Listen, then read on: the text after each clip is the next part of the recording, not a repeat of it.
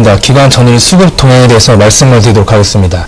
26일 월요일 기관들의 수급 동향에서 보게 되면 전기전자 업종은 1,700억 정도 순매수했으며 운수장비 업종은 950억 정도 순매수했습니다. 운수장비 업종은 7월 말 이후 원달러 환율이 10% 이상 급등하고 오히려 엔달러 환율이 0.2% 이상 하락을 하면서 자동차 업체는 큰 호재로 작용을 했습니다. 또한 외국 브랜드의 가격 경쟁 부분에 있어서 이익 안정성 부분을 확보할 수 있다는 전망에 따라서 자동차 업계 같은 경우는 어느 정도 우수한 성적을 보였습니다. 지난주 뉴욕 증시는 유럽 중앙은행이 유로존 금융권 투입할 수 있다는 기대감으로 상승 마감했지만 반면에 국내 코스피 지수는 독일과 핀란드의 EFSF의 증인과 표경과 독일과 그리스의 정상회담 등 이벤트를 앞두고 불안감이 여전한 가운데 경기 심리까지 확산되면서 원달러 환율이 상승하면서 코스피 지수는 하락 마감했습니다. 기관에서 최대 순매수 연속 종목에 대해서 말씀을 드리도록 좀 하겠습니다. 네, 기관의 최대 순매수 종목은 삼성전자가 1,150억 정도, 현대차가 400억, 그리고 KT엔저, 현대모비스가 각각 기관의 최대 매수 종목으로 올라갔습니다. 삼성전자는 전일 프로그램 매수 부분에 따른 부분이 상승 부분이 좀 존재했으며 4세대 이동통신인 LTE용 스마트폰인 갤럭시 S2 LTE를 공개했습니다.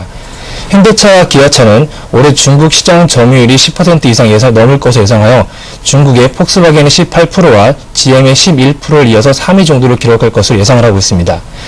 KT엔진은 국내 마켓슈어인 MS 부분에 있어서 외산 담배 가격에 대한 인상에 따라서 반사이익으로 2분기 59%, 3분기에는 60% 초반을 유지할 것으로 예상이 되며 해외 판매 범위 증가에 따라서 전년 대비 6% 상승한 120억 정도로 예상을 하고 있습니다.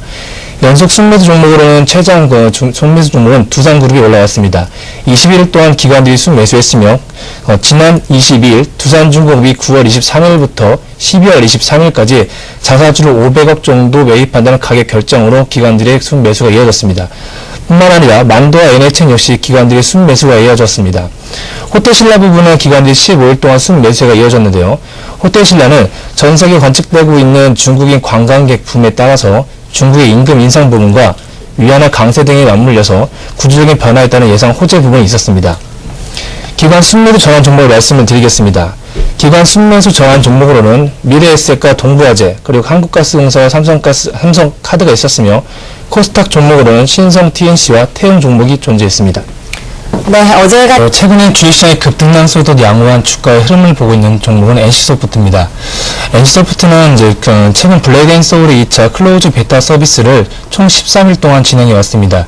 지난 8월 29일부터 9월 10일까지 총 13일 동안 진행됐으며 총 10만 명의 테스터 수와 약 3만 명의 동시 접속자 수가 유지를 하면서 국내 역사상 최대 규모의 베타 클로우즈 테스트를 성공적으로 마무리했습니다.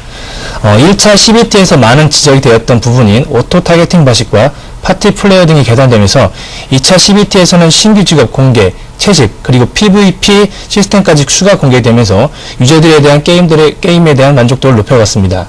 또한 과도한 접속에 따른 렉 현상 등을 대비해서 예상에는 서버 4개 정도를 준비했으나 현재는 실제적으로는 5개의 서버를 준비하면서 유저들에 대한 높은 기대감 역시 반영했습니다.